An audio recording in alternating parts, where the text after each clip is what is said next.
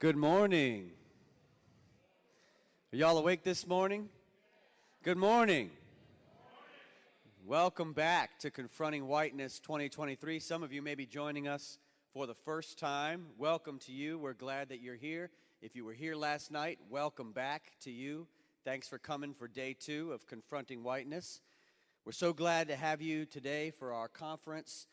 That it's going to be a great day. We know that there's going to be tremendous learning and connection throughout the course of the day. I'm going to explain a little bit about what the day is going to look like, but not until after we have the opportunity to hold space, just like we did last night, for Tyree Nichols, friends and family. I know some of you probably went home and found a way to watch the video. Maybe you didn't, but you watched some news about what occurred. And there's really no other way to describe what occurred except inhumane, brutal, cruel. And one of the things that I noticed was there was a lot of discussion about the race of the officers. And I want to bring that up because I think that's one of the reasons that this course is so important and the work that we're doing with Confronting Whiteness is so important. One of the quotes that really grounds us in this work is Baldwin's quote, that white people are trapped in a history they don't understand, and until they understand it, they cannot be released from it. If we understand that history of whiteness, we'll understand the history of the birth and development of policing in America that is directly rooted to a history of white supremacy. It started with indigenous militias that were used to kill indigenous people to make way for white settlers, and slave patrols. That's the origin of policing in this country. And if we knew our history, we would know the relationship between policing and the black community historically through every generation in American history all the way up until today. And we wouldn't be surprised then when people who have been assimilated into policing and who are even racialized as black would participate in a white supremacist institution. And it's a reminder, one of the things we talk about in the course, that whiteness is not an ethnicity, it's not a biology, it's an ideology that anybody can consume. Dr. Parker said last night she was trained as a biblical scholar by white scholars. That means she took whiteness into herself as she was learning their scholarship. And so all of us, no matter how we've been racialized, have to learn how to confront whiteness both internally and externally in our world because it's an ideology. And so we saw that ideology in those black officers because the twin of whiteness is anti-blackness. And that anti-blackness was on display in that brutal and inhumane beating and murder. And so I want to just give that's just a little bit of the course, a little bit of education tied to this. And that's why it's so important for us to continue to do this work, to understand the history, to understand the foundations of policing and where we got to today. So I want to start this morning by reading a poem, and then we're going to listen to that song that Dr. Parker recommended that we listen to as a way to hold space together. So here is this poem. This is a poem called Who But the Lord. This is by Langston Hughes. Now, Langston Hughes was writing a long time ago, and yet this poem is going to sound like it was written today. I looked and I saw the man they call the law. He was coming down the street at me. I had visions in my head of being laid out cold and dead, or else murdered by the third degree. I said, "Oh Lord, if you can, save me from that man. Don't let him make a pulp out of me." But the Lord was not quick. The law raised up its stick and beat the living hell out of me. Now I do not understand why God don't protect a man from police brutality. Being poor and black, I have no weapon to strike back. So who but the Lord can protect me? Amen. Let's listen. Hey, look, I pray you catch your way. that doesn't subside. This for the nappy heads in heaven, with a nappy head Christ by their side. I pray you catch a wave that doesn't subside. This for the nappy heads in heaven, with a nappy head Christ by their side. Yeah. May your streets be paved with gold. Yeah. Hope my whole hood make it home. Yeah. May your streets be paved with gold. Yeah. Hope my whole hood make it home. Yeah.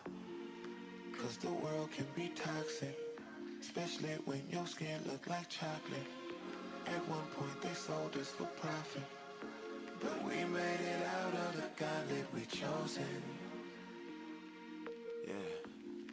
Oh my mama, the south side still holding. Yeah. Go for broke for the ones that are broken. Yeah. Please don't make me no hashtag or slogan. My whole hood is golden. That's why I pray you catch a wave that doesn't subside. This for the nappy heads in heaven, with a nappy head Christ by their side. I pray you catch a wave that doesn't subside. This for the nappy heads in heaven, with a nappy head Christ by their side. Yeah. May your streets be paved with gold. Yeah. Hope my whole hood make it home. Yeah. May your streets be paved with gold. Yeah. Hope my whole hood make it home. Yeah. 'Cause they riding with choppers.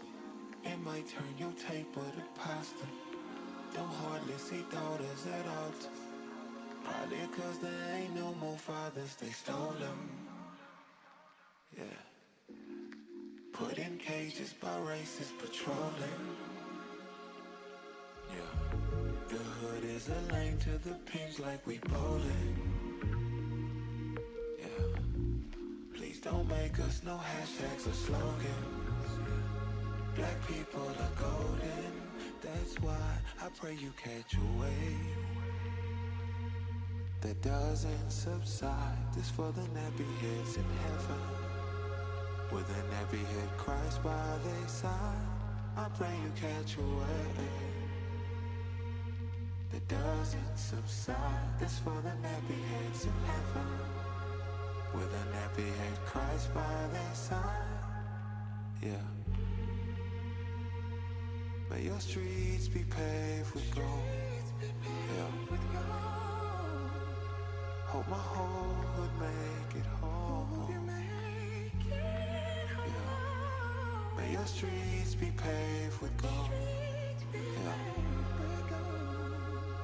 Hope my whole hood make it home. I hope you make it home. I hope you make it home. I hope you make it home. Oh, I hope you make it home. I hope you make it home. I hope you make it home. I hope you make it home. I hope you make it home. I hope you make it home. I hope you make it home. I hope you make it home.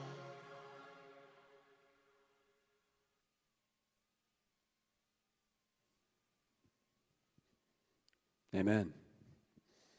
What we heard this morning were, in my tradition, we call those psalms. Psalms from Langston Hughes, and a prayer, a psalm. Make it home. Today we'll feature a panel discussion, plenary lecture, 2 breakout sessions, and our keynote speaker this evening. We also want to invite you for worship with us tomorrow at Myers Park Baptist Church, where our keynote speaker from tonight, Dante Stewart, will be our proclaimer and our preacher tomorrow in worship. And so we invite you to continue this weekend if you'd like to worship with us tomorrow. We're using the hashtag throughout the weekend, hashtag Confronting Whiteness 2023. So we want to encourage you to take selfies and post them on social media with that hashtag throughout the day today, and let folks know that you're here. Help us raise awareness about this conference and the need to continue to confront whiteness in our community and around the world. I also want to mention our sponsors again. Obviously, Myers Park Baptist Church for hosting us and for helping to plan this conference and for lending us their staff to help us to plan this conference. Good Faith Media, Mercer University School of Theology, where Dr. Parker is on staff, and Baptist Women in Ministry. We thank our sponsors this morning. I don't know about you, but I'm still thinking about Dr. Parker's stirring plenary session last night, and I'm thinking about the Galatians as the crucified peoples of the empire, and about the God who raises the dead ones. That's going to stick with me. I'm sad to mention that Cass Otley, who is one of our breakout sessions and one of the fiercest and most effective organizers for justice in this city, is not going to be able to be with us for her breakout sessions this afternoon because she's leading the rally and the march that is going to be taking place at the Mecklenburg Courthouse at 1 o'clock. And so those of you who may want to go out to that rally and march, that's fine. We want to support you in doing that. Cass will be out there, but we'll continue to be here. We'll be leading those breakout sessions. In place of Cass, Dr. Parker has agreed to lead breakout sessions herself. So if you were signed up for Cass's breakout sessions, you can pull out of that and sign up for one of the different ones out here in the foyer over by the registration desk. And you can sign up for Dr. Parker's or another one where there's space or room. Dr. Parker's breakout session is going to be called Confronting Whiteness in New Testament Studies, Unpacking Galatians and Other Texts. So we thank Dr. Parker for being willing to step in and pitch hit a little bit for us here with Cass out. And we wish Cass and the protesters and organizers of that who will be out today a safe protest. We have over 30 facilitators now who have been trained to lead the Confronting Whiteness course. And we want to acknowledge those facilitators who may be here with us this weekend. So if you've been trained and are a trained facilitator of Confronting Whiteness, would you please stand now and be recognized by our group here? Yeah.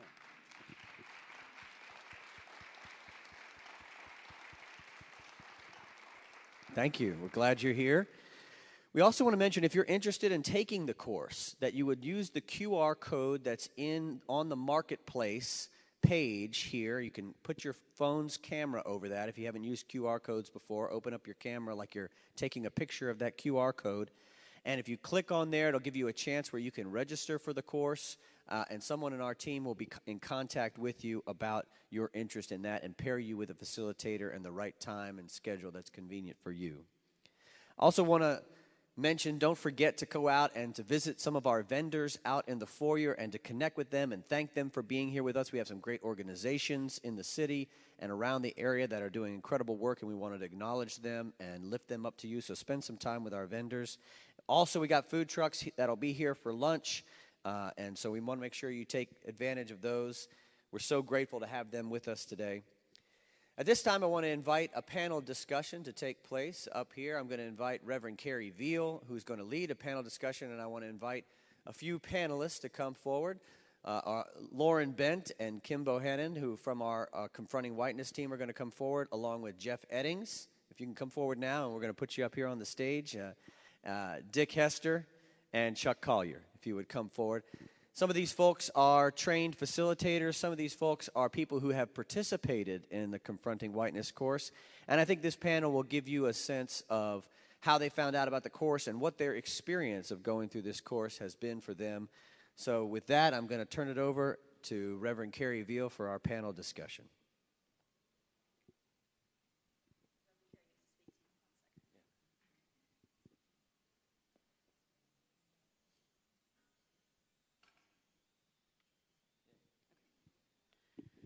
Okay. Good morning. Oh my goodness, that was sad. Y'all need more Enderly. Good morning. Can you tell I'm a lifelong children's minister? I just say what I want to say. Last night was so wonderful, and I will share with you something that I shared with some others, including Dr. Parker. Oh,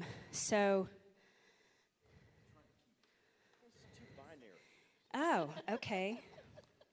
Again, longtime children's minister can handle just about anything. So I am an alumni of McAfee School of Theology, where Dr. Parker is currently on faculty. She was not on faculty when I went there. And I said to her last night, wow, my New Testament experience would have been radically different if I had had you instead of, and I named the professor who I will not name because he was a wonderful human being. But it was a reminder, but it was another reminder of we've come a really long way, and we have such a long way to go.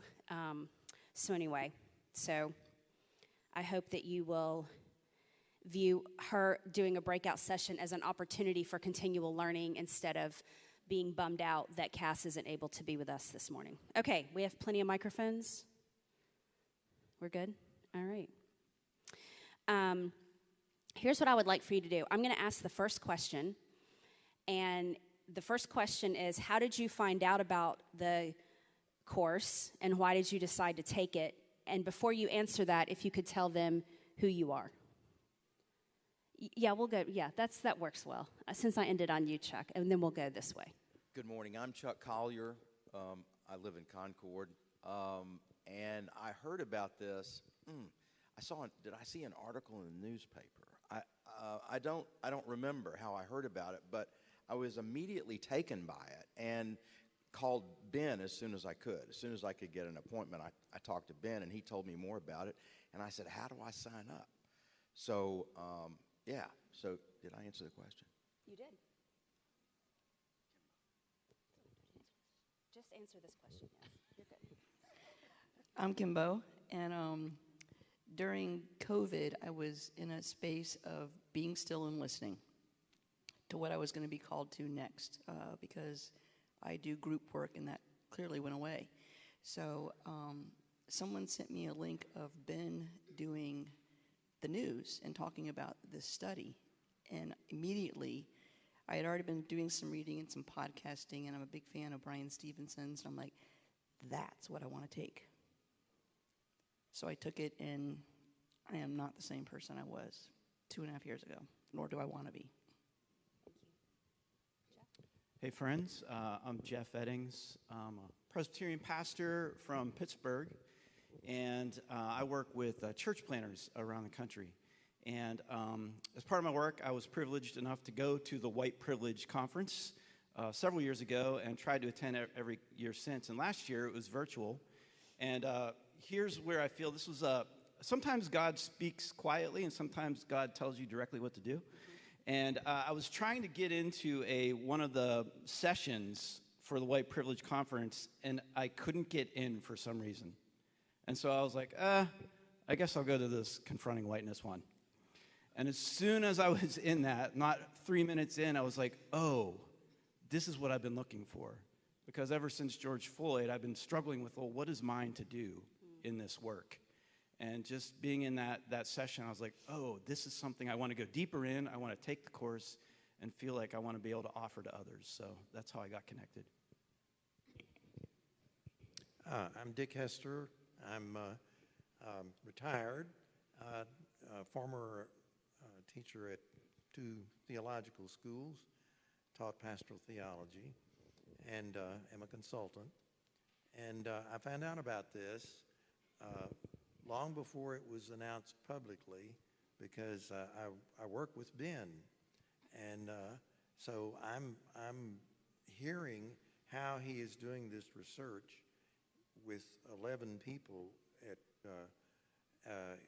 this church, and how he is writing a thesis about it. So I'm hearing all along the way what's going on, and I am aware. I'm finding out things that I did not know about race and about myself, and I'll talk about that a bit more. But that's how I got connected with it is by hearing about the beginnings of it, as Ben did his doctoral work and produced this thesis that led to where we are today. I'm Lauren Bent. I am a member here in Myers Park, and our family joined the church just as COVID was beginning. We found it online, and we're really taken with the social justice message and just, the manner in which Ben speaks the truth from the pulpit and even virtually. And so then shortly thereafter, we were in, summer of 2020 in the wake of the murders of George Floyd and Ahmaud Arbery and Breonna Taylor and too many others. And I just had this kind of stirring feeling of that I needed to do something. I needed to do more inward work to make the outward work that I was also attempting to do more meaningful. And so saw in our newsletter an ad for taking the course here. I took it with Ben in the fall of 2020, and it's kind of like taking the blue pill in the Matrix. There's no turning back after that. So, Thank you. Okay, after this, we will let God and the Spirit and your heart decide which questions you want to engage with. So I will not be requiring everyone to participate. I would love for anyone who would like to share, what were your expectations going into the course, and how did the course hold up and meet those expectations?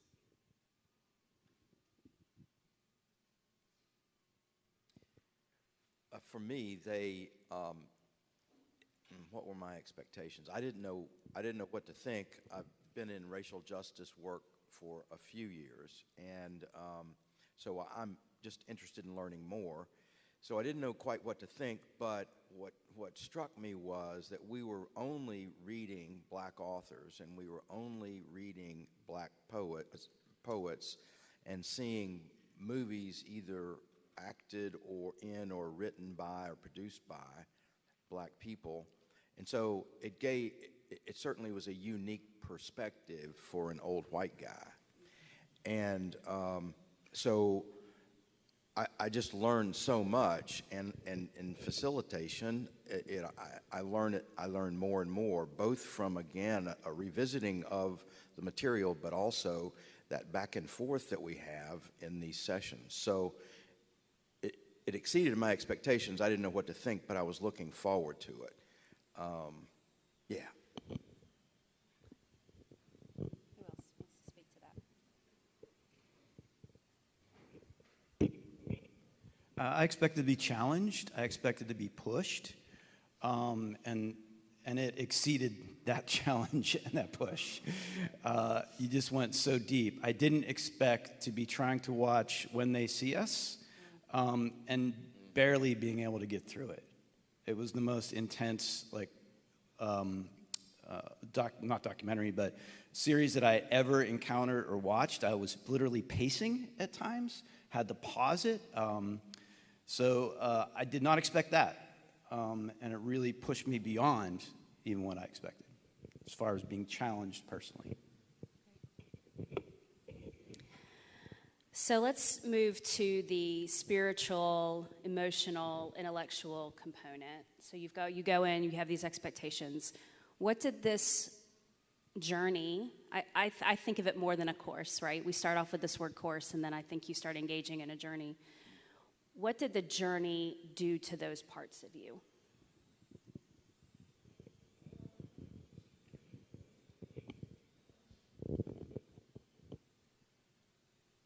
So I said earlier that I'm a different person. And this was hard work, but it was the kind of hard work that I don't want to be who I used to be. Because I am spiritually transformed in a way that I never saw coming.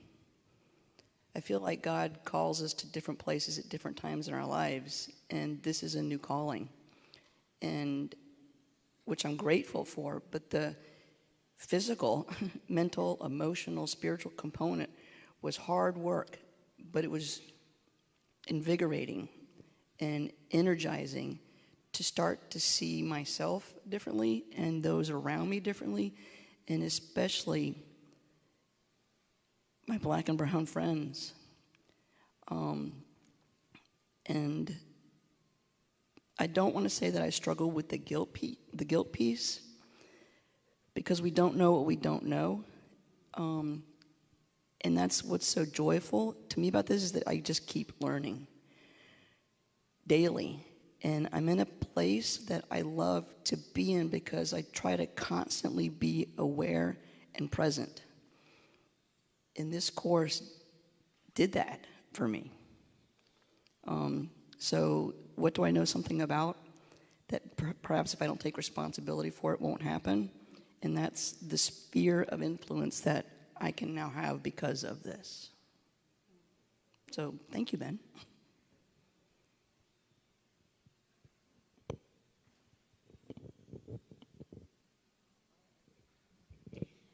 The course is 9 weeks, but the work it's the work of a lifetime. And so I think, if you take the course and you do the work earnestly and you engage in it, the process of excavating your own whiteness never ends. And for me, that coincided with my faith journey, coming from evangelical traditions and being indoctrinated very much in a white male theological perspective.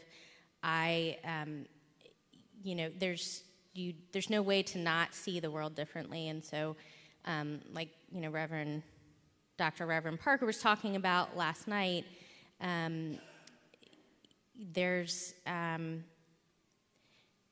for me, my spirituality is much fuller now with a lens of, of examining everything through the lens of, whiteness, and trying to, remove that lens and replace it with healthier theologies. And so the course, it's almost not fair to call it a course, because I don't know of, any other course I've taken in my life that where you continue the work forever afterwards. And, if that sounds daunting, it is. I mean, it changes, every aspect of how you move through the world. And it's hard. Ben talked about last night, white backlash. I mean, I've, lost friends and been, targeted in my circles too. So it's not all sunshine and rainbows, but for me, there's, no turning back, because it's a more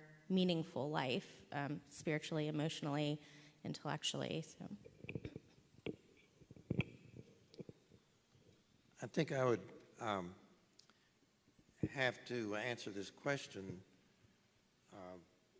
that my experience was one of awakening to the fact that I was white. And I did not know I was white. And I'm over 80 years old, and I didn't know I was white.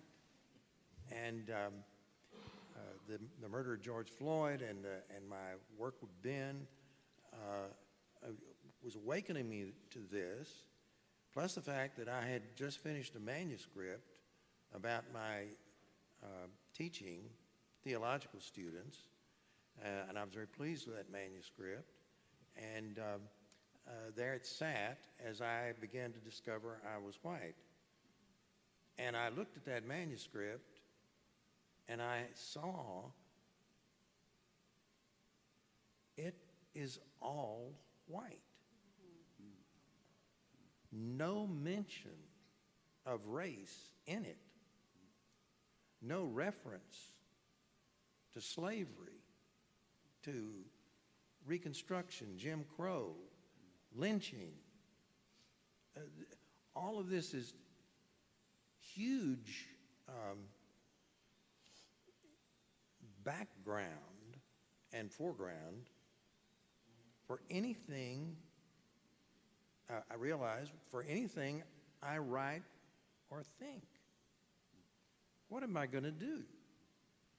And so I've spent 2 years or more rewriting the manuscript and finding that there are all kinds of racial issues in this manuscript that I didn't see, that I'm now recognizing. Talked to one black student who happened to be one of the very few I had occasion to teach. Talked to her, several years after she was involved in, I was teaching her, and had included some reference to her in my revision of the book, and it was like, oh, if I'd only known, what your experience was like, and she didn't feel very welcome or very included, and I didn't know this. I hadn't paid attention to that.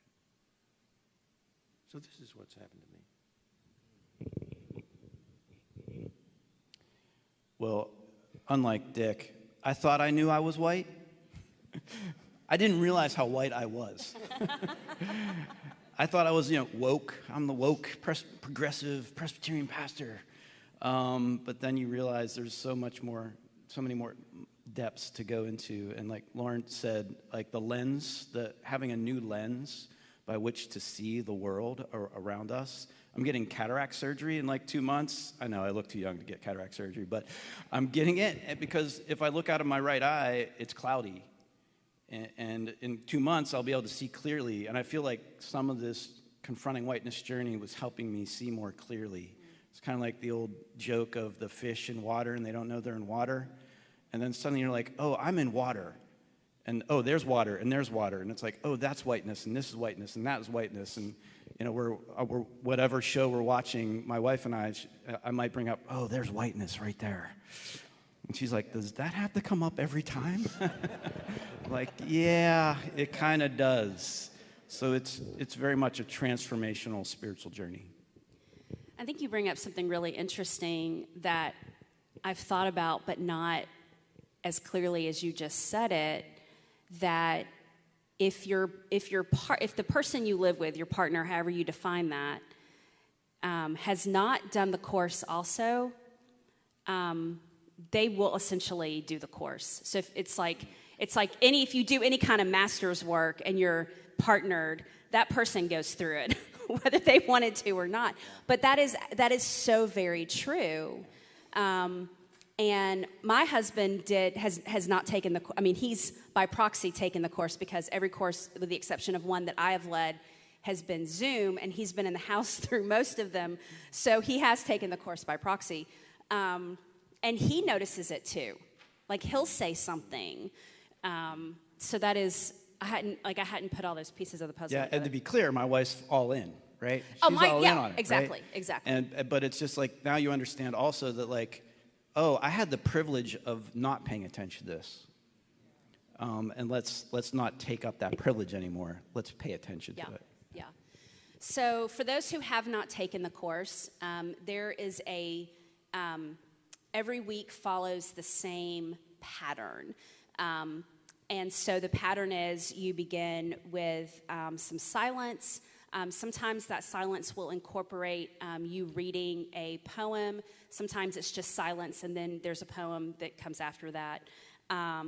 Then throughout the whole course, you are adding to your racial autobiography, which is as scary as it sounds. So just know that, and it is incredibly revealing.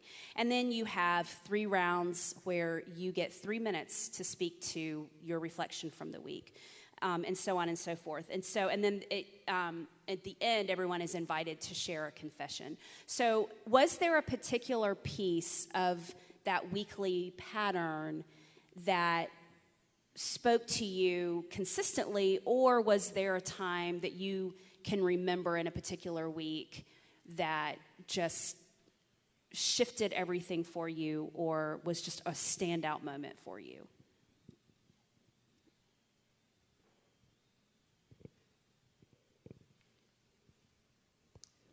Well, so it is work, as you point out, Jeff and Kimbo.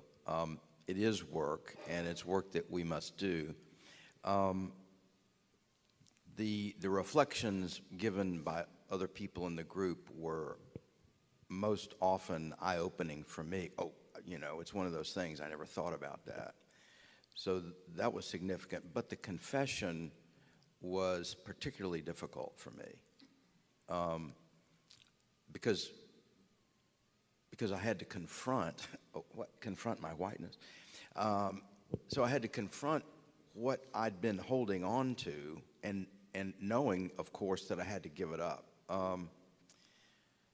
So the course, the first time and the time I facilitated, has just been a continuing discovery, as has the whole period, really, from the beginning of when I took the course. The sessions. So the most difficult thing for me, the most sort of painful thing, was understanding what I had to let go of. That was just, and having seen that, I was sick that I had held on to whatever it was, and I'm not going to tell you, whatever it was that I had been holding on to. All right, so. I think one of the best tools I've taken from the course is this practice of the 3-minute round. So we open up the course every week asking, what was the most impactful or meaningful to you from the readings? What are you discovering about whiteness? And each person has 3 minutes uninterrupted to share their perspective. And during those 3 minutes, the other participants, you can't give feedback. You can't jump in. You can't ask clarifying questions. It's really a kind of sacred practice of listening. And for me, that's been so useful in my daily life, and talking to people with, different perspectives and views, and to keep myself from wanting to jump in and say, whoa, have you thought about it this way, or that's not the truth, or how can you think that? It's just this, sacred practice of listening and letting other their perspectives and experiences sort of wash over you during the course is really powerful. I think for me, all of it. No, seriously, seriously, all of it. But for me, the prophetic voice, sadly, of James Baldwin. I have a whole new level of respect and admiration for Malcolm X, and I don't understand how everybody is not angry. And also his journey of forgiveness from his letters from Mecca and being able to come back. So he actually did have a love that was not only forgiving but giving. And then Ava DuVernay, how she can write 13th, When They See Us.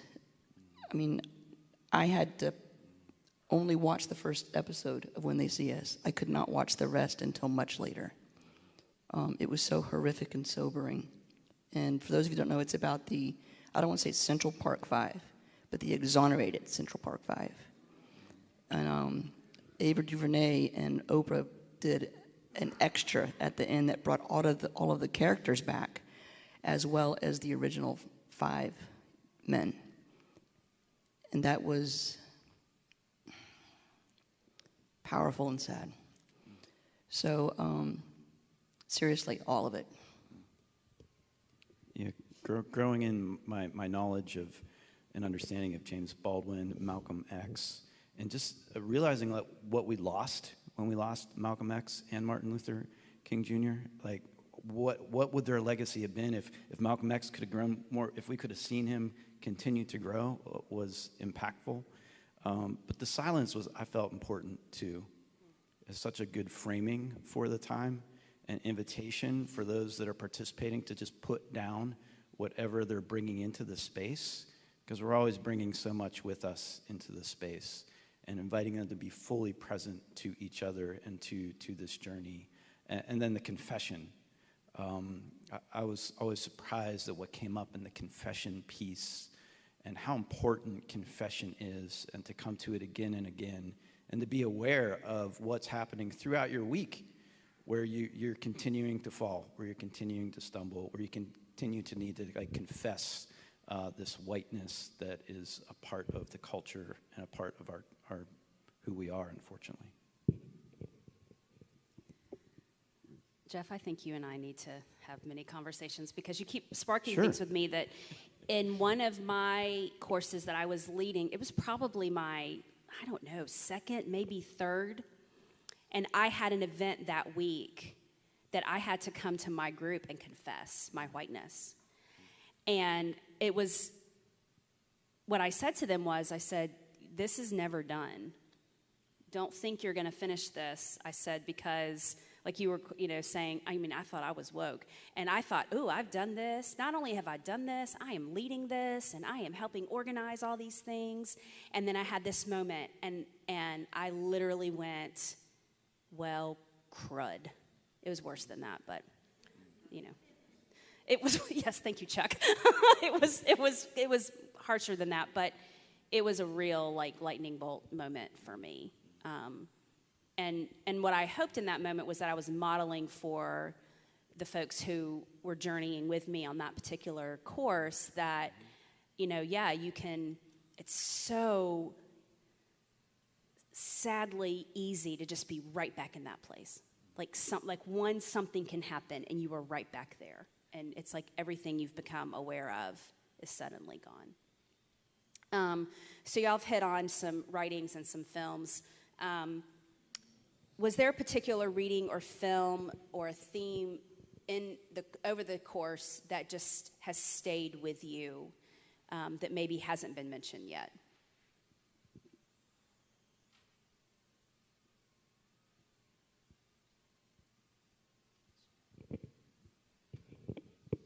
For me, something that is always on my mind one of the weeks is whiteness as property.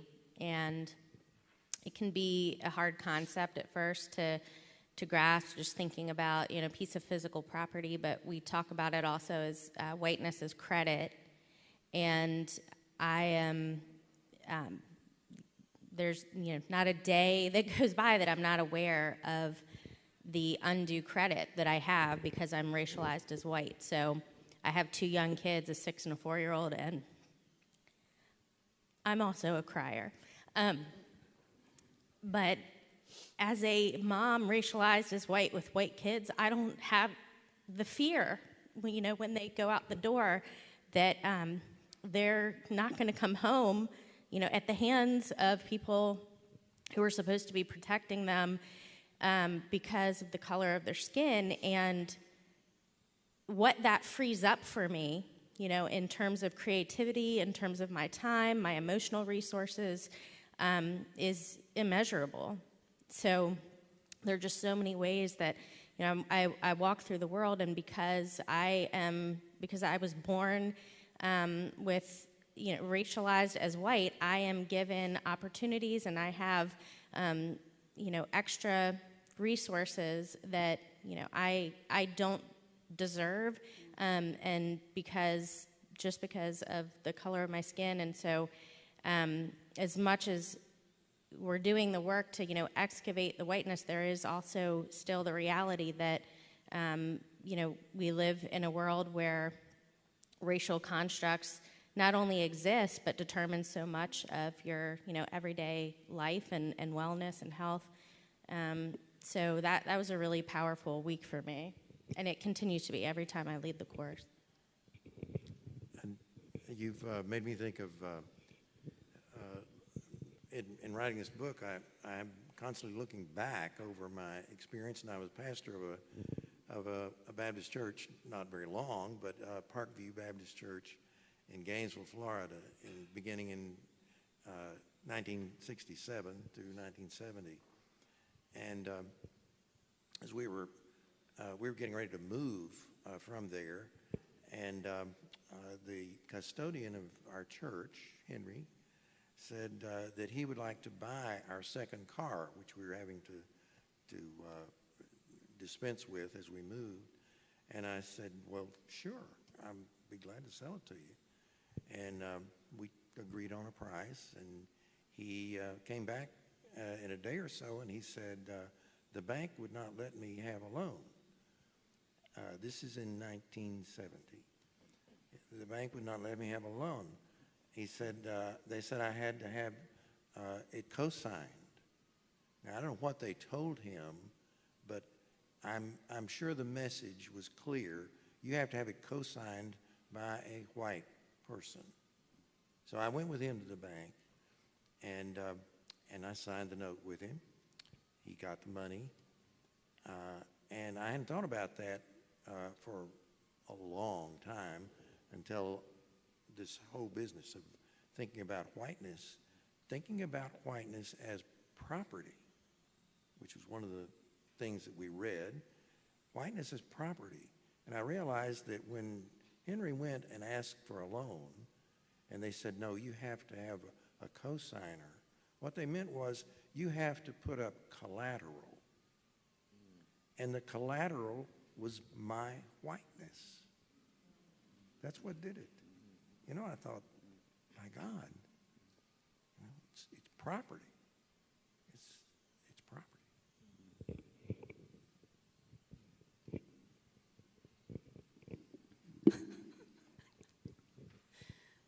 Ben's in the back of the room laughing at me because he's like, what you gonna do now? Because I'm just kind of like, and we're done. Can I say one other thing about this? Okay, good. Theme, something I'm still wrestling is like whiteness as identity, just not actually a chapter, but like, I think, Ben, you said like when you started this journey, you were almost kind of looking for something that might be good in the whiteness construct. And the group that I led in the fall, there's also a pastor like looking for that kind of, a white pastor looking for that good thing. And when you discover there's just nothing good about whiteness, if you look at the titles of the chapters, whiteness as property, whiteness as terror, whiteness as nationalism, whiteness as evil, none of that is good. And so whenever I come to something where I have to like identify my nationality, my race now, I'm like, I don't want to check that box. I don't want to be white. I want to check other or something. Like, who am I? Who are we as white people? I know a lot of my black and brown siblings take a lot of pride in who they are and their heritage. And all of a sudden, I feel like I don't have much pride here in who I am. So how do I show up as a white person, somebody who's been given the label of white in a room? Because white people can tend to either come into the room and take over the room, especially cisgender white males. But then you can also do the opposite and show up in the room and be like, oh, I'm just not going to say anything because I'm afraid. Or like, I'm just going to defer. But like, how do we find out who we are, who we truly are, and bring the goodness of who we are, like, into the space in a helpful way? One of the questions that we ask every week is, what are you learning about whiteness? How would you answer that question today?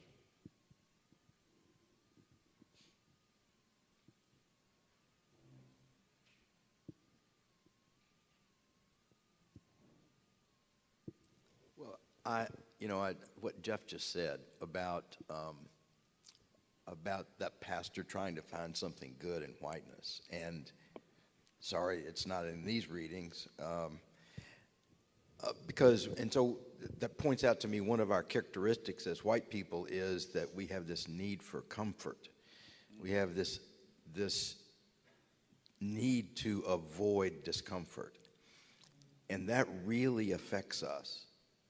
And I see it in my family, and I see it in my friends who don't want to talk to me.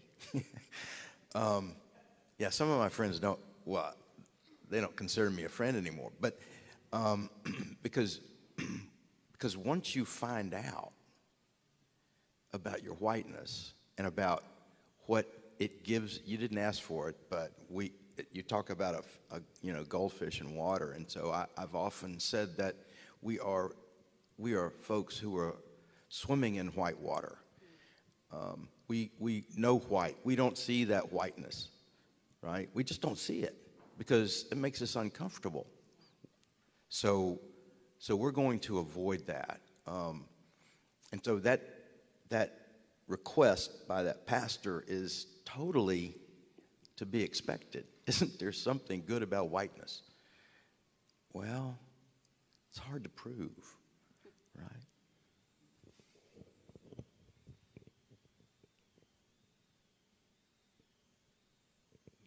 What I've learned is whiteness is a lie. Whiteness is a lie. And it's reinforced bad theology. It's reinforced bad theology that I think the church has lived into for the last several hundred years of the theology of the sinner, that we are sinners in the eyes of God, and that's an othering.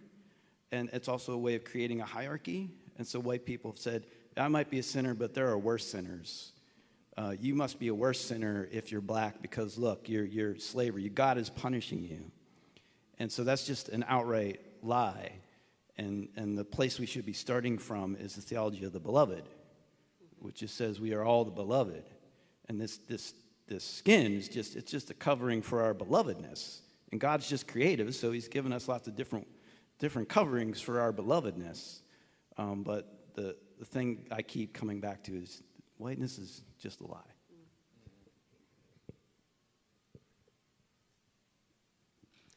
So I just have two more questions, and then we're going to open it up for some Q&A. So I'll come down and bring you the microphone, and you can start asking some of these folks some questions.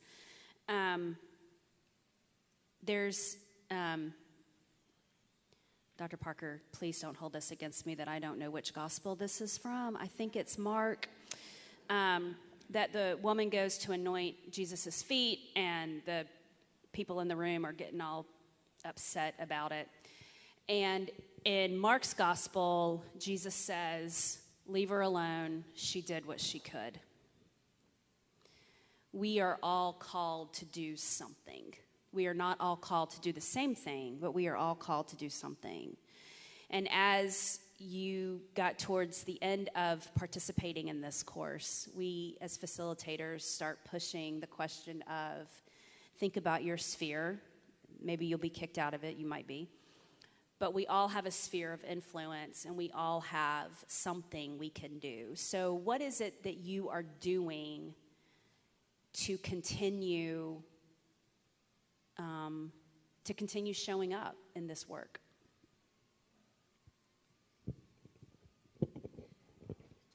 So for me, one of the first things was to become a facilitator, to start reaching out to my sphere of influence of people. And I flat out asked, and I keep asking.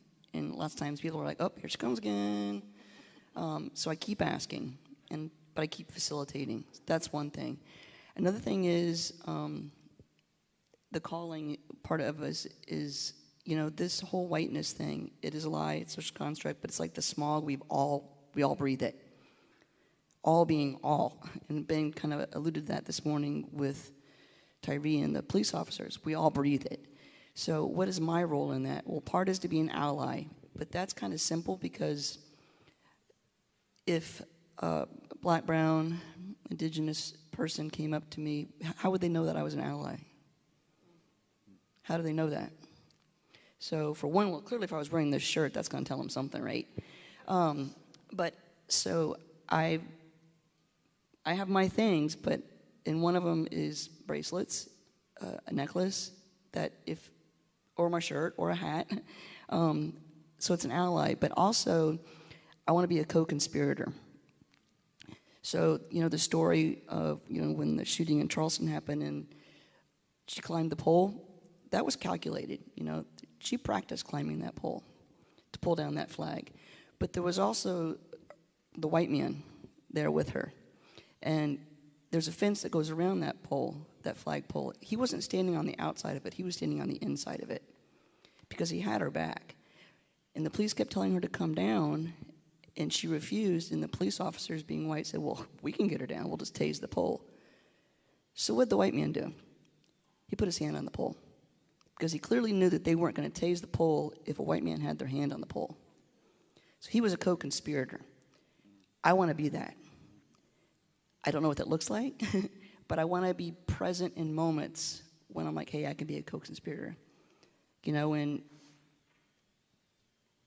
it has to involve courage that I'm not certain I'll have in that moment, but be prayerful for it.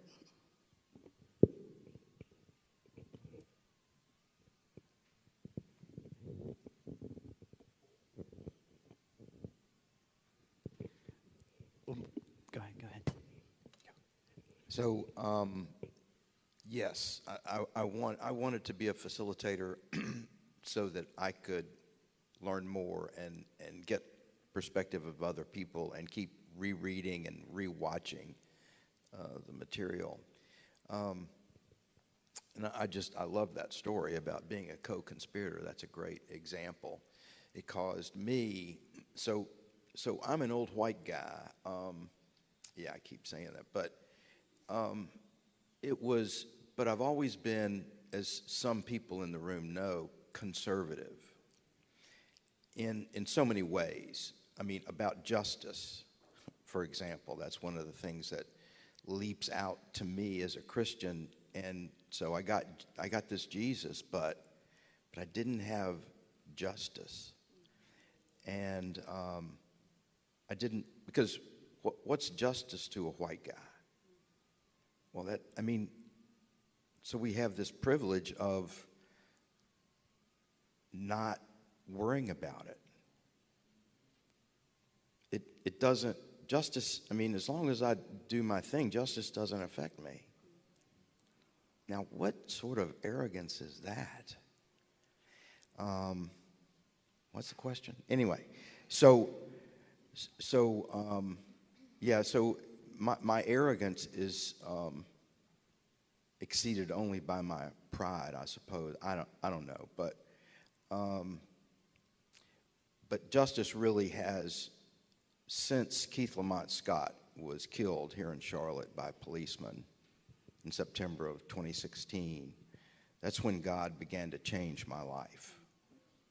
Before that, I was just another white guy who didn't understand we had a problem with racism or whiteness.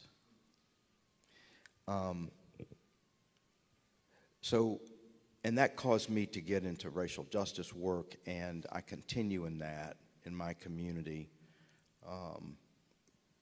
working on workshops to dismantle racism. So the course just sort of reinforces that and helps me see my whiteness more and more, and understand that and reject it. It's sort of like implicit bias that you don't know about. It's unconscious.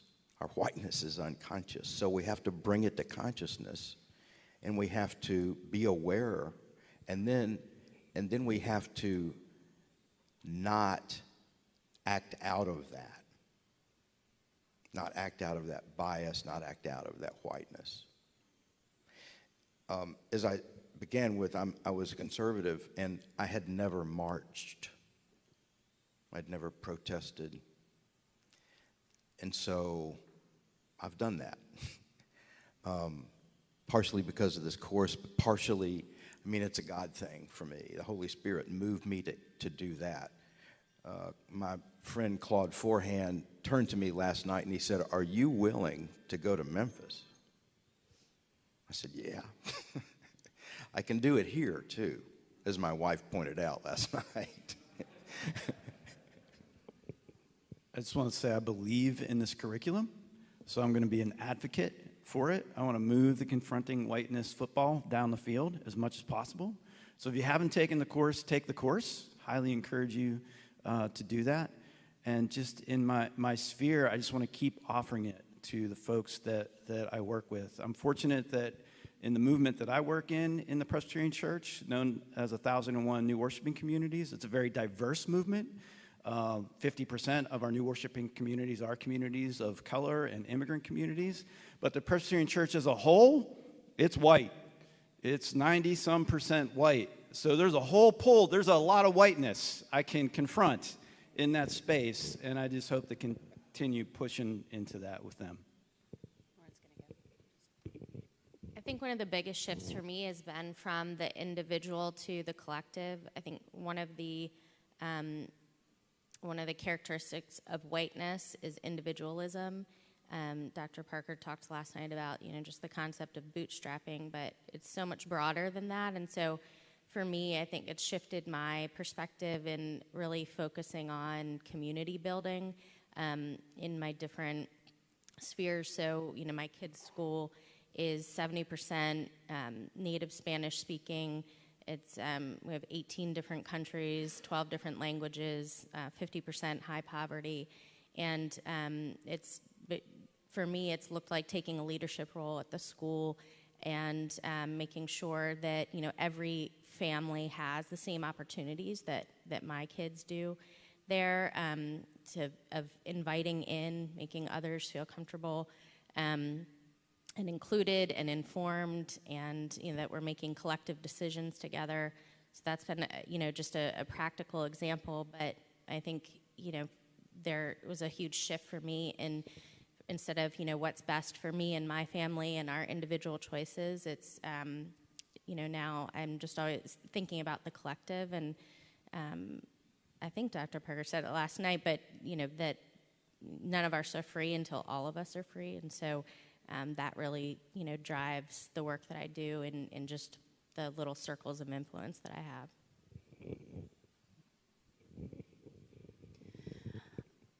Are you going to speak? Yeah. I want you to. I ask this question a lot, almost every day. Okay, what am I doing with this awareness?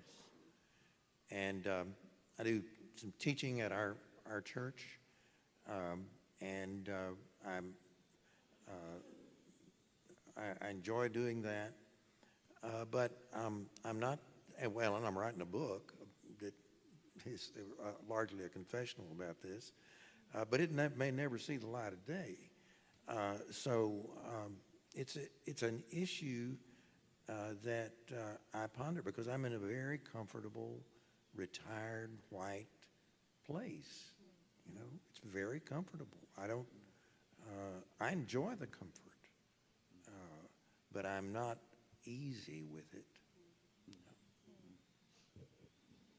Okay, I'm going to come out to y'all, but while I'm coming, I'm going to say, again, Jeff, you reminded me of something. So back in the fall, I did a reach out to several of my ministry friends that were all male with the exception of one.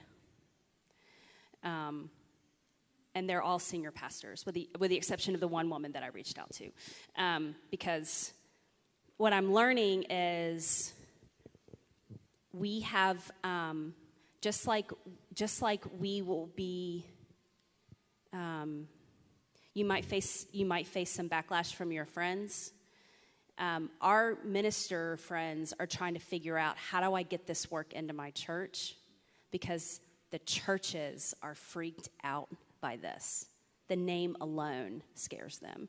So that's my, okay, I'm going to come out. If you have questions about the course, if you have questions about being a facilitator, holy cow. Okay, y'all share those microphones. I'm coming. Becky, I'm coming to you first.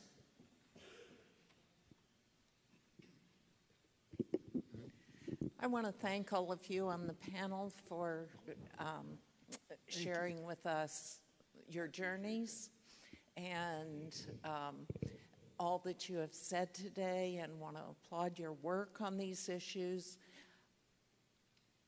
And in that light, I want to add, I'm part of a biracial family, and my older daughter, Julia, who is not here, this is my younger daughter, Jency.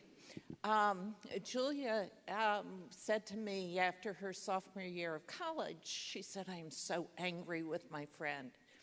And I said, "Why are you so angry with your friend?" And it was a white friend.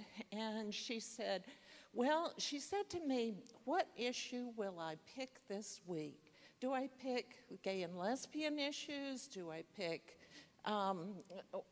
differing ability issues? Do I pick racial issues? What issue will I pick this week?" And in some ways, Julia was angry because as an African American, you never leave this issue. It is who you are and your life. And so in some ways, this topic and this all-white panel is part of that superiority, that we can just talk about confronting the whiteness when it is really about how do we, as you mentioned, Lauren, how do we make community? How do we make a beloved community?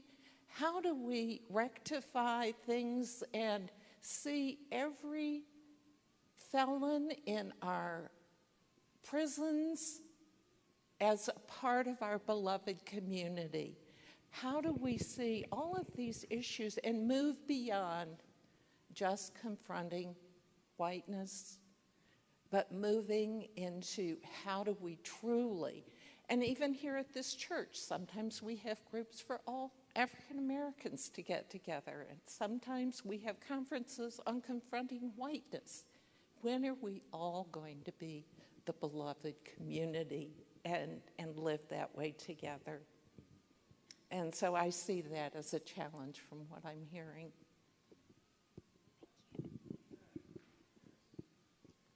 Here and then there.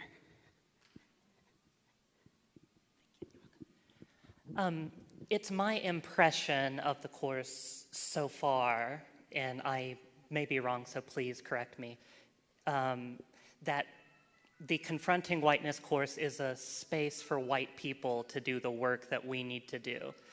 And so as I think about possibly bringing this into a multiracial context, my question is, what, if anything, can people of color get out of this course?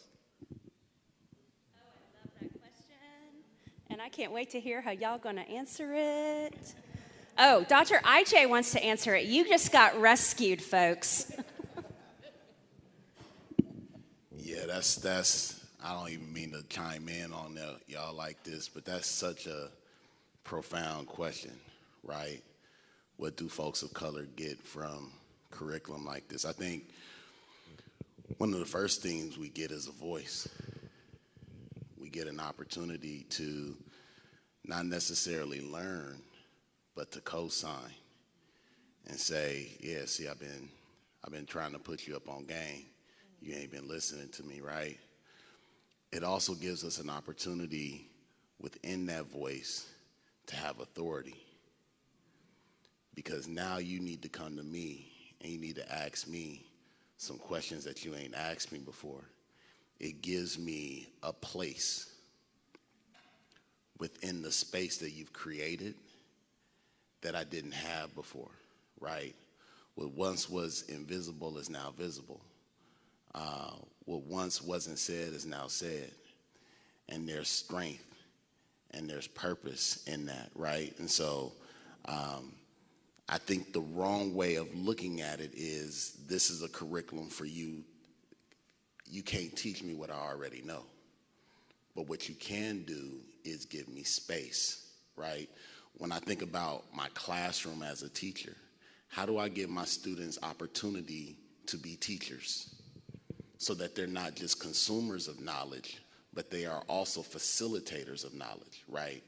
And that's why I think if you were asking me, and you didn't, you asked the panel, but that's where I would start in terms of what I, as a person of color, gets out of curriculum like this.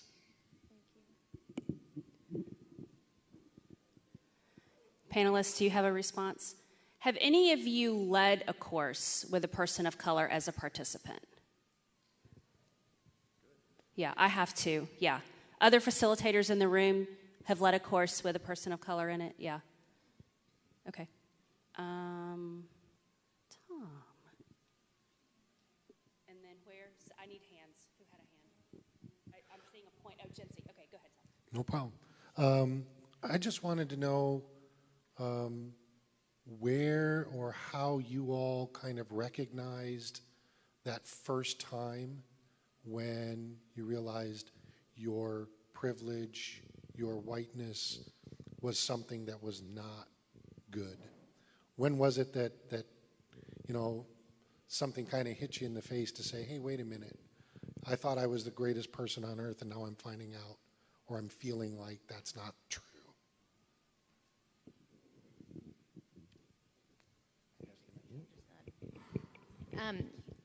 One of the most interesting things to me, so Carrie talked about racial autobiography before the course even begins. You're invited to start documenting, in any various long form bullet points, vignettes about your, earliest awareness and experiences with race, and then, continuing throughout your life when we add to it throughout the course.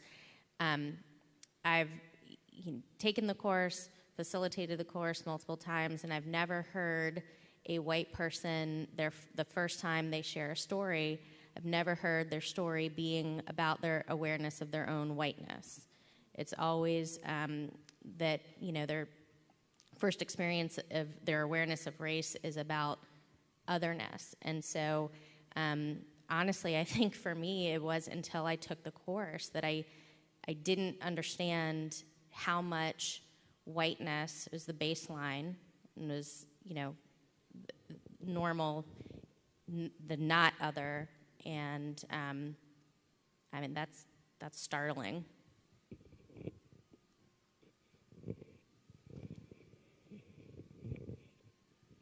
I was working with a church plant in a poor, primarily African American community in Pittsburgh. And the pastor who was starting it was a colleague of mine, was a friend of mine, and I was on the team that was helping to make that happen, and Pittsburgh Presbytery was behind that work. But the commission that was working on this was all white. And Eugene, the pastor, came to us at one point with some of his leadership and kind of listed, like, they gave us a listing of like 12 kind of problems that they were having with working with us, and number one was white privilege, and that was really the first time that I had to really look at that and say, wait, what's going on here? I thought, again, I thought I was the more woke pastor in the room, but examining it and sitting with him and sitting with them and hearing what they had to say was eye-opening, and it was definitely probably one of the significant turning points for me to really start doing some of my own work. Okay, we have time for one last question. Well, it's not quite a question, it was a comment going back to the question about how this benefits people of color. And I would say the cops that killed Tyree Nichols would strongly benefit from this course, because this whiteness power thing also shows up, as Ben mentioned, as Dr. Parker mentioned. I call it as self-hatred in a lot of other people. And so I think that what we're talking about, the power, the way it expresses itself in our communities, is something that can benefit everybody. Because what we're all missing is what my wonderful mother said, is the beloved community part. Thank you, panelists, so much. As Ben said in the announcements, but in case you came in later, if you will if you are interested in taking the course, or you're interested in being a facilitator, either way, if you will scan the QR code that is in the back of your conference booklet, and we have had a lot of learning this year. Ben alluded to a lot of that last night. If you have filled this form out before, please fill it out again. We've had some technical glitches, and we're trying to get everything matched up. And I'm not going to put any facilitator on the spot, but I know for a fact that there are facilitators in this room right now who are ready to launch courses in the next 3 to 4 weeks. So if you fill it out, I promise, we will be reaching out to you on if you want it in person or if you need it to be Zoom or, all the things. We will be in communication with you. Thank you so much. And we are now on break until 10:30, so you've got 15 minutes.